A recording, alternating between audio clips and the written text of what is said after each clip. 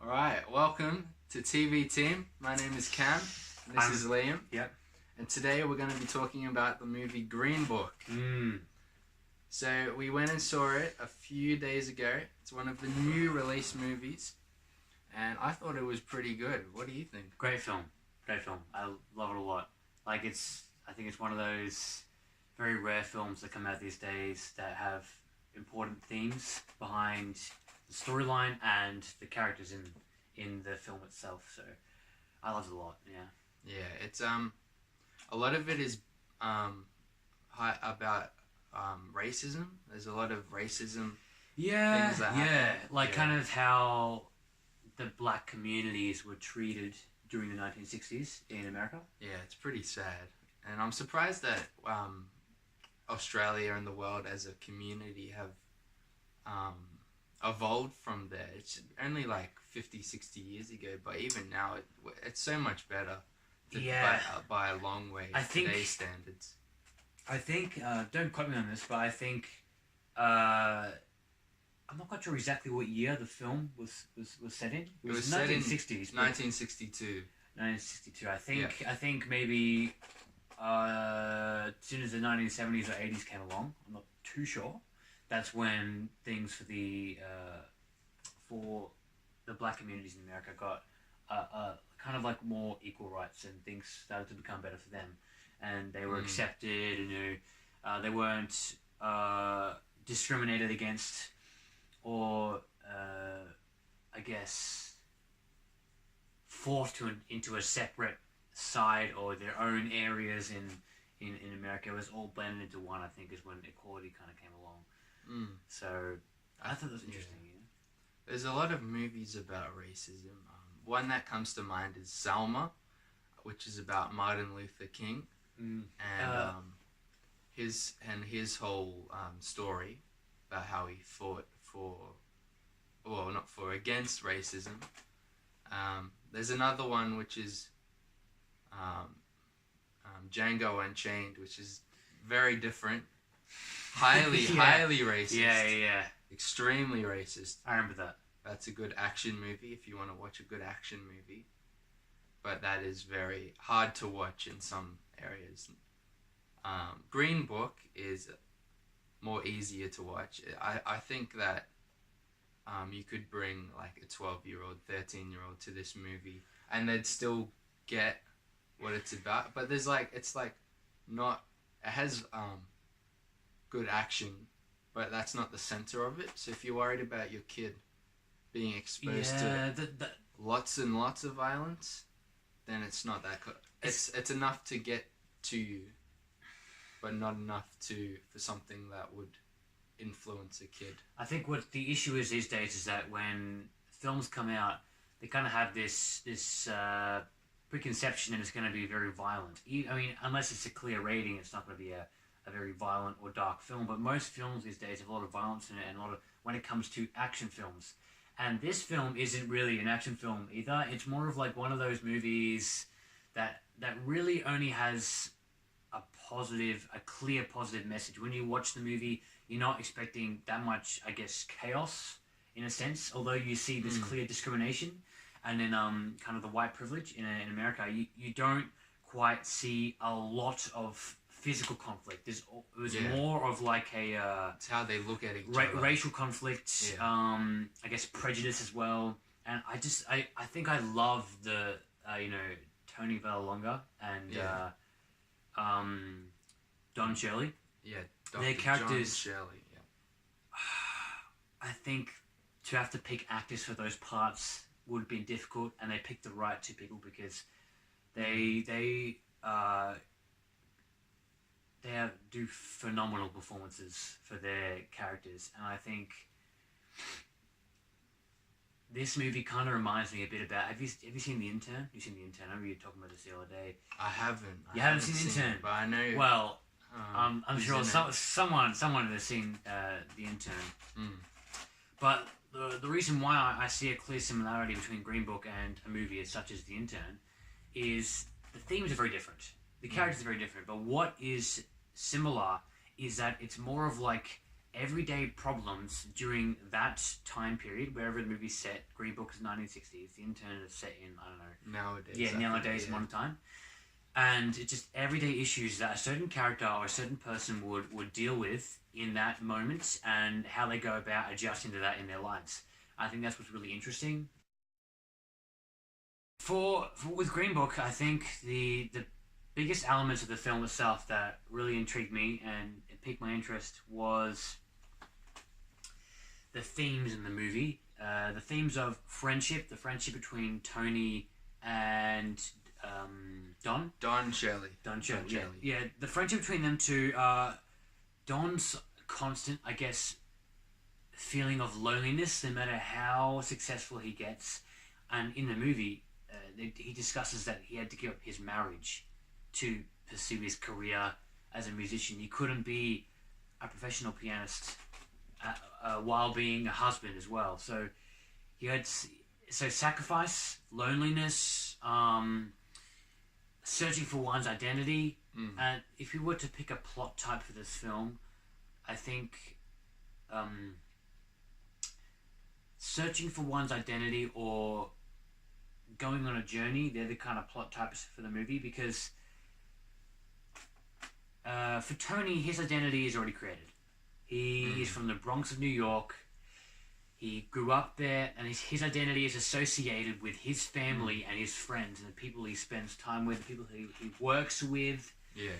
And so he's already got that in a box. It's his journey is a journey of evolution, is to grow as a person and to change. And Don's journey is to go and play for what did you say?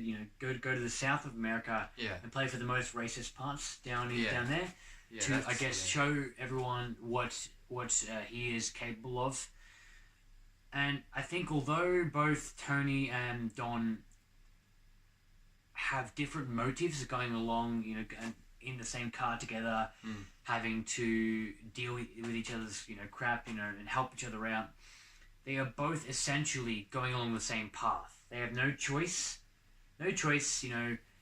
Tony needs the money for his family, and he's like, okay, I have to sacrifice my discrimination, my view of black people, whatever to gets him just paid. to get the money. Yeah, whatever gets him paid. That's how I think that was a good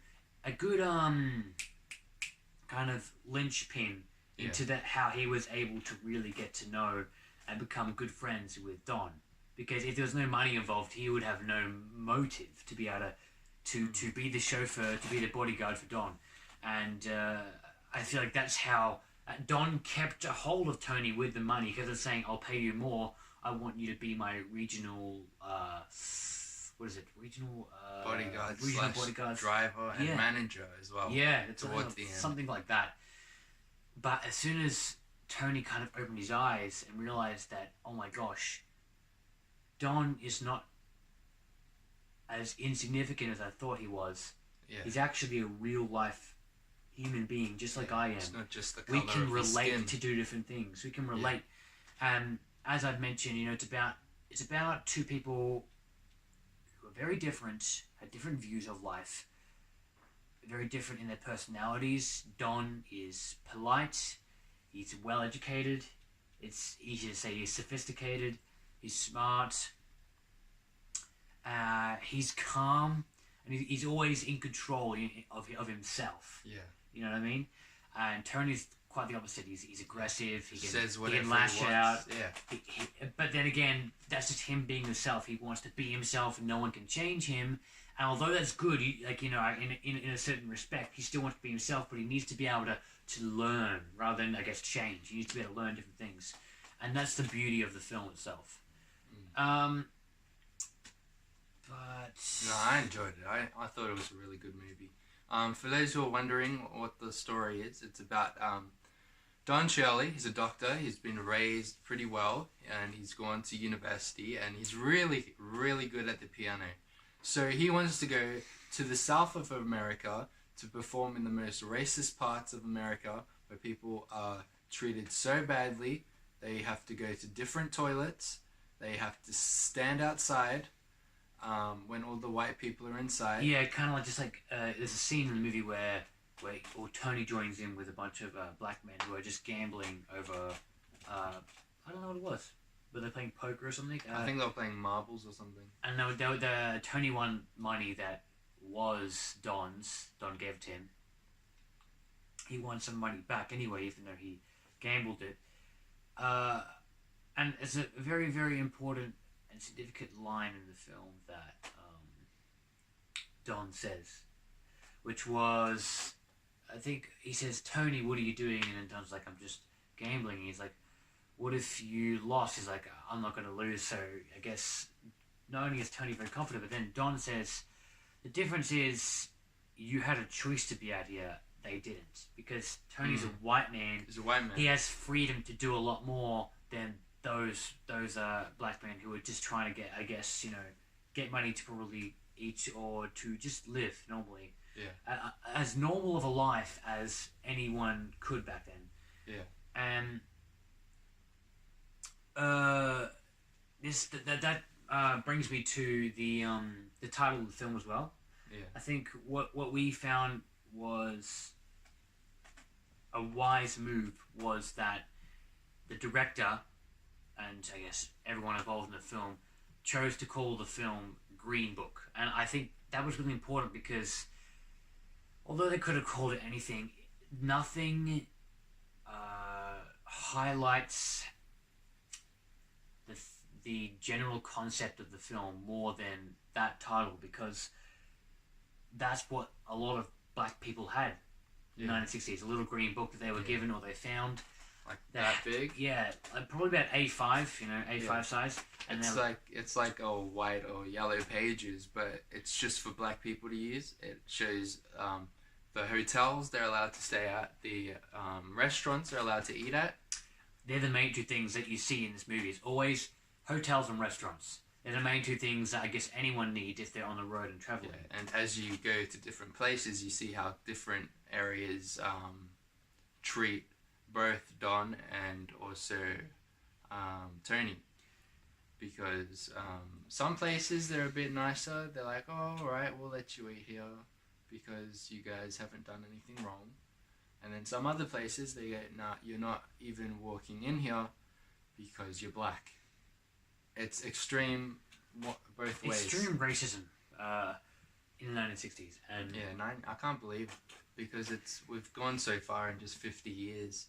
Like, I wouldn't ever imagine seeing things like this happen, but they still do happen. And now you look at the world, and you, like, I guess, for instance, you've got Barack Obama becoming the first black president of America. You've got such big milestones as that, and it really is amazing to see how humanity has kind of realized its mistakes and improved from it. And talking about milestones, the director of this film, Peter Farrelly. Peter Farrelly, that's right. He did a great job with this film, like because he's done a lot of like comedies. He hasn't really done dramatic movies. His most popular movie is Dumb and Dumber, which he made back in the 90s. And then I guess Dumb and Dumber 2. Dumb and Dumberer, the other one. Dumb and Dumberer, is there another one? Yeah, when they're about them being teenagers. Didn't even know there's another one like that, but there you go. You learn more and more every day. Viggo Mortensen is the guy who plays Tony, and Mahershala Ali is the guy who plays Dr. Rolls right off the tongue. John Shirley. John? I was surprised. Don, not John. Sorry. Don. I'm surprised about how much these guys actually look like each other. Saying that in a non-racist way.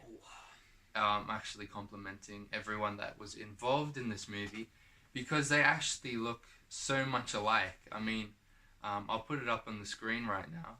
Here's Viggo Mortensen. Good old Viggo. Or as I guess most people know him as Tarragon from the Lord of the Rings. That's right, the True King. And then this is the real Tony Lip.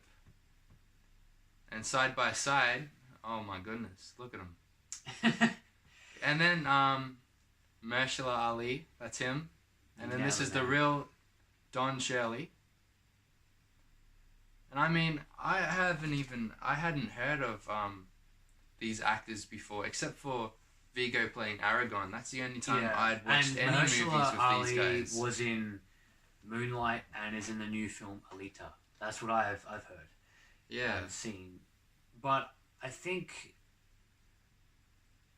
discussing what you were saying, Cameron, about the way that the actors look at the characters, Yeah. a lot of effort was put into for the actors to make themselves look like the characters even more. Heaps of effort. Yeah, like Especially- obviously Vigo dyed his hair. It's quite clear. Yeah, because But he is we're getting not going to pretty go old. on about all these kind of details, but like having to gain a lot of weight as well, and all Yeah. these little things, transformation with the appearance of the actor to look at the character, but the behavior, and that's the key It part. was And more their posture as well, for me, and the dialect. wanting to act a lot more, I am so fascinated when I see a film that's really good. I love the actors in it, but I also love the way that they act, and this is a clear example of that, especially with Vigo, because his character is so complicated, and the accent's difficult, and all these different types of elements of the It's the posture, character, language, behavior, you know, and behavior. he nails it that you almost get so immersed in his acting that you forget about yourself. You forget about that you're watching a movie, in a sense that you're so absorbed into everything. And I think I figured out what makes a movie really, really, really good these days. Outstanding. Golden Globe worthy is when they really take the effort to, I guess, go to different locations, find them and shoot it instead of using CGI stuff. And I guess with this film, it's historically, I guess, it's based on a historical event. But there's not much CGI, and it's just them in a car all the time, different camera angles, and the costumes are perfect for the time period. Everything is covered almost perfectly to it being like a good balance of it all. And I think you were telling me about something to do with if you were to take anyone that's younger to see the movie, how would you think they would react to this film? Because this movie, it's very racist, but it's not in-your-face racism. There's a lot of moments in the movie where it's a stare or a look or a murmur.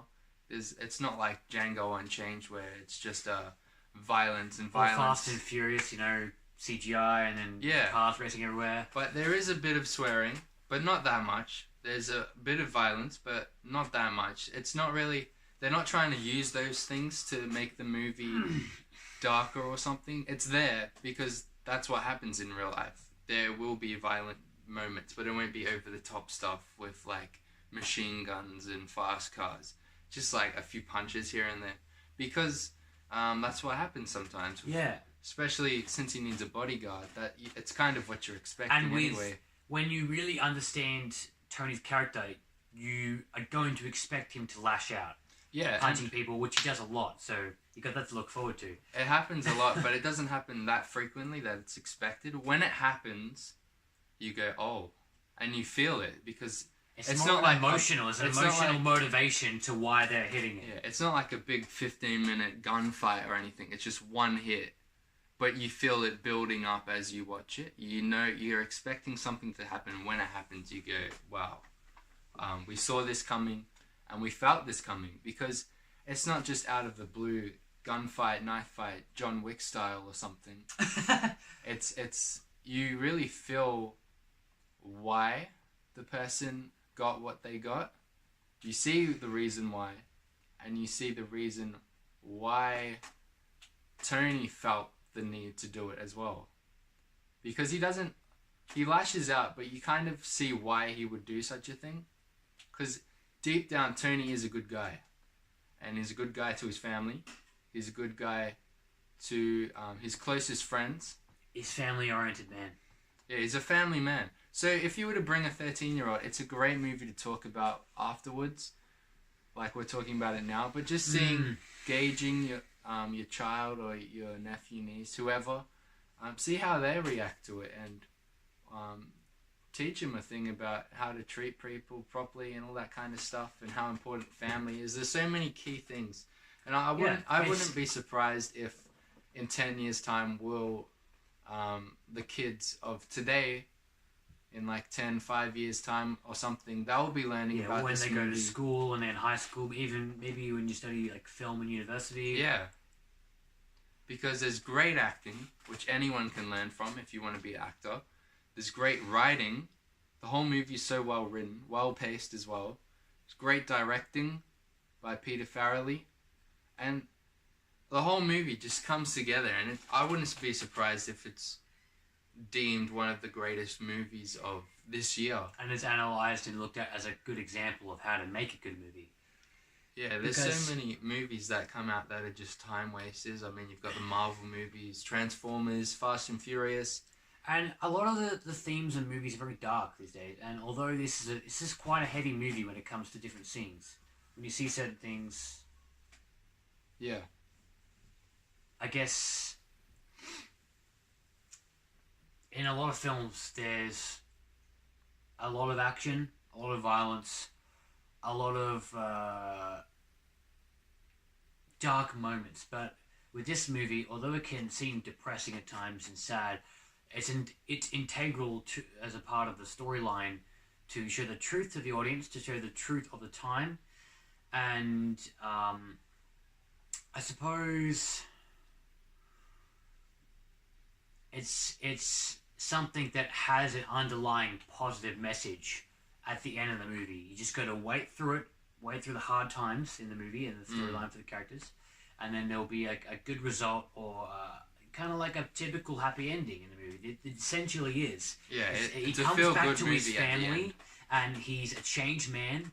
He's more polite. He's more educated. He's calmer. He's centered. He's a better person. Yeah. And the same with Don. Don knows how to stand up for himself, and most importantly, Don knows how to feel a part of a family. Yeah. Because he's been isolated.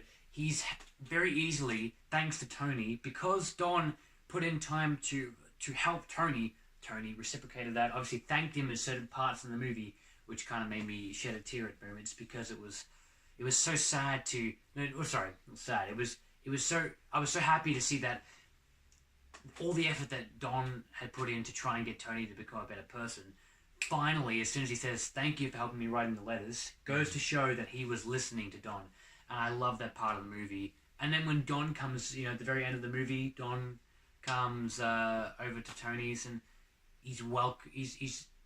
accepted with open arms from but the Vallelonga family. Yeah, because you see at the beginning most of his family members are the same as him, except for his wife. But like his brothers and his dad and everything, they all refer to black people as eggplants, and they're not very nice.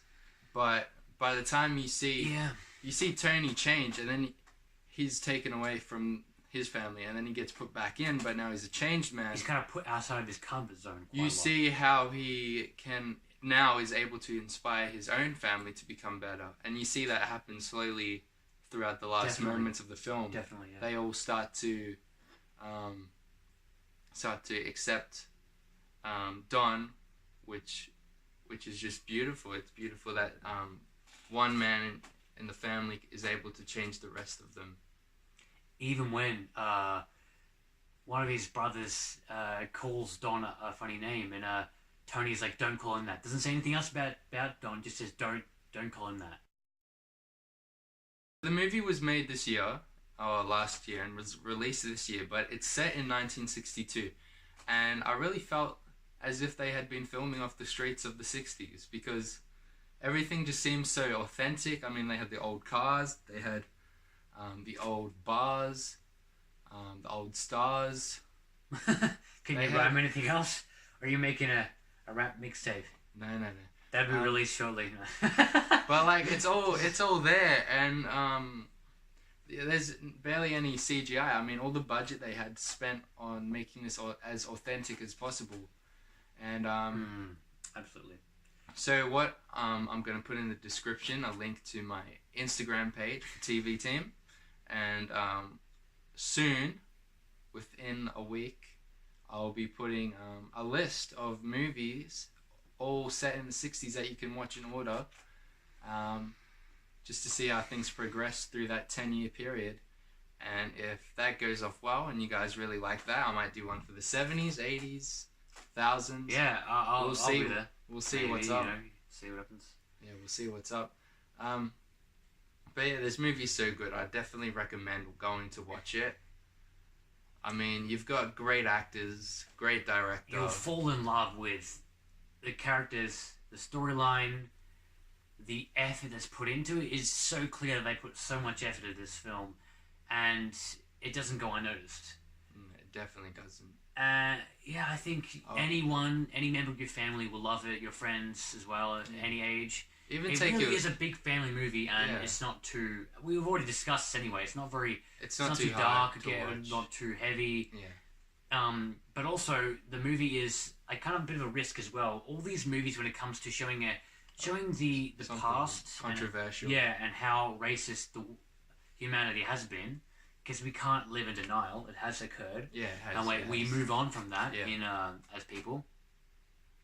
And it's always risky to do something like that. And for Peter Farrelly, it was a bold move to create a movie like this. And Cameron was telling me that it's a movie that wasn't in high demand. No one saw it coming. Yeah, it came out of nowhere. Yeah. Exactly. And in order to show the truth, there's always an element of risk. Yeah, you don't know how someone's going to react. It was a welcomed visitor. People can, react to being like, "This is they're talking about racism, talking about all these negative things." But people don't realize that's in the past. Now, look at where humanity is. And I mean, we're in Australia, but in America as well, things have moved forward so much. And I think it was worth going the extra mile to really show the truth of the decade, 1960s. Yeah. Only 50 years ago. 50, 60 years ago. And there's nothing else to say but that this is just a really good film, like a really, really good, well made, developed, to you, thought out film, and we recommend anyone go and see it.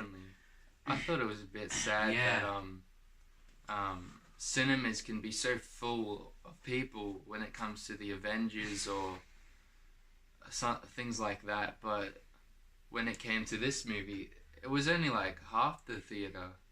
It wasn't as important as these other distraction movies. Yeah, exactly. Yeah, I was about to say that.